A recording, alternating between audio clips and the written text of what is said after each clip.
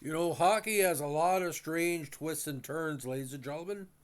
This guy was a number one draft pick of the Toronto Maple Leafs, drafted directly from Junior B in his 66 draft, fourth overall.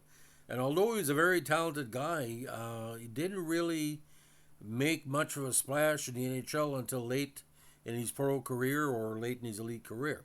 Now, he played for the Toronto York West Clear Steel team of the OHA Junior B League for most of 66 and scored goal in his own game in the OHA Junior Marlborough.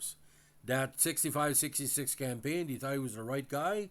In a way, he was. He was John Wright, but at 5'11 and 175, maybe a little bit too small for the power forward he thought he was going to be. But a very interesting career in hockey nonetheless. Now, he signed his first contract in 1972 and debuted on October 7, 72 for Vancouver versus California. Now, he played with the Kansas City Scouts in the 74 season and retired in 75. Now, also had some games with St. Louis. Ironically, he won the Memorial Cup with Toronto Marlies in 67. He won the CAU championship with the University of Toronto in all 4 years at the school 69, 70, 71, 72. He was named MVP of the CIAU playoffs in 69, 70, and 72. And like I said, Toronto, he never played with them. Now, he was named to the CIAU All Canadian team in 69, 72. He was named to the OUAA All Star First Team in 69 and 72. Well, also captain of Toronto for 2 seasons, 71, 72. He won the University of Toronto George M. Biggs Trophy, top male athlete in 72. He was an original Kansas City Scout squad and played in the franchise first game on October 9th of all places, Toronto. He also played in the Provincetown team that won the AHL regular season title in 75. Now, he was also selected by the New York Raiders in the 72 WHA draft, the first ever for the Major League, in February 72. Now, an outstanding scratch golfer, he was a member of University of Toronto's varsity golf squad. He was also selected by the Toronto Toros in 73 WHA draft of pro players. He was also a top-notch sailor who represented Canada at numerous international regattas. Now, ironically, well before the Summit Series, he had 3 goals and 2 assists for University of Toronto in a February 72 win versus a USSR College All-Star squad. Now, knowing that the pro career was coming, he went through extensive weight training in the summer of 73 to bulk up by nearly 10 pounds. Now, he was eventually inducted in University of Toronto's Athletics Hall of Fame in 94. Now, ironically, he was claimed by Phoenix of the WHL from Toronto to the 69 NHL reverse draft, but refused to report to Phoenix and remained at University of Toronto with his NHL rights held by, of all teams, Montreal.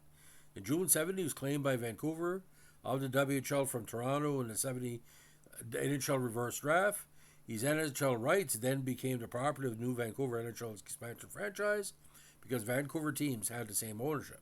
Now, on December 10, 73, he was traded by Vancouver to St. Louis in exchange for Mike Lampin, who also played with the Capitals, and again claimed by Kansas City from St. Louis in the 74 NHL expansion draft.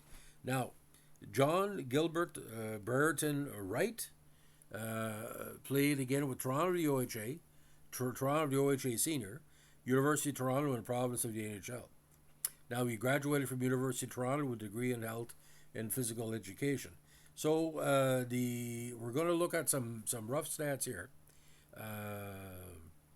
Now, born in Toronto again, he dominated Junior B for the time he was there. The following season, he joined the Toronto Marlies of OHA, where we play with a host of future NHL stars, including Brad Park, Brian Glennie, and Jerry Meehan. In his rookie season, Wright helped lead the Marlies to the Memorial Cup as Canada's top junior squad, scoring 5 points in 9 games in the final tournament. The following campaign, he emerged as one of the team's top players with 64 points in 54 games, and playing kind of that power forward that they all predicted. However, rather than turn professional at the conclusion of his junior career, Wright had chose instead to attend U of T, where he would again pursue a degree in health and physical education. During his time with the Varsity Blues men's team, he would establish himself as one of the top players in CIU history, 4 consecutive titles there, of course, and a 2-time winner of the Most Valuable Player.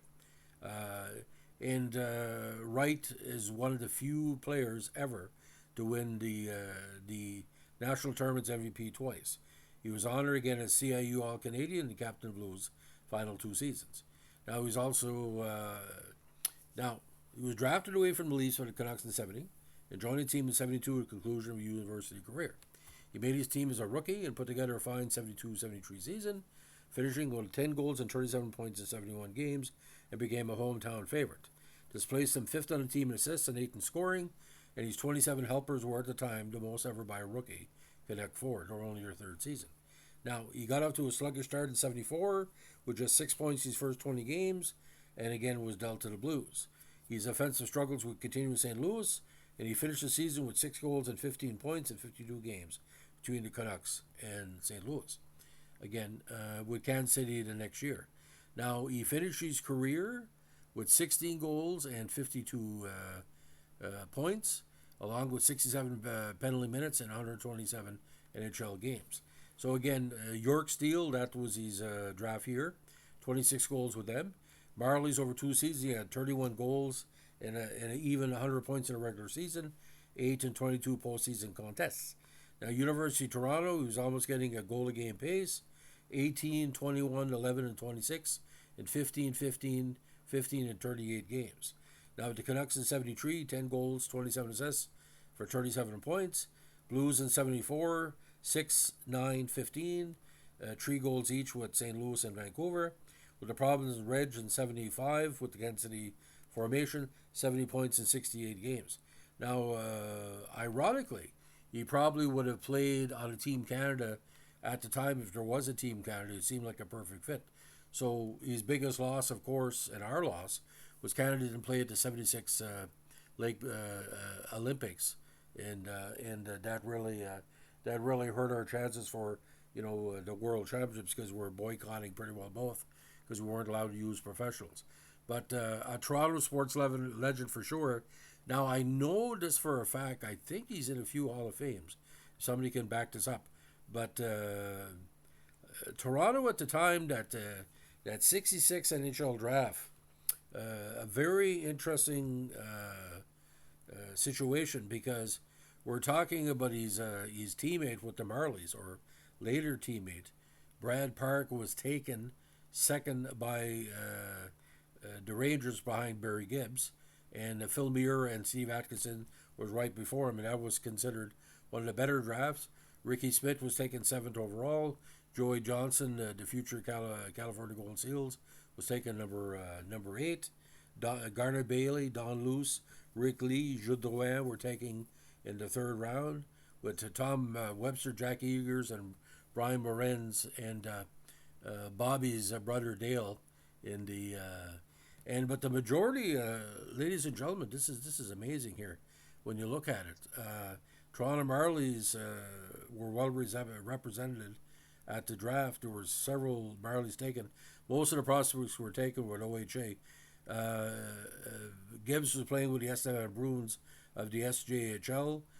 Phil Muir was playing with Shawinigan of what ended up being the Q.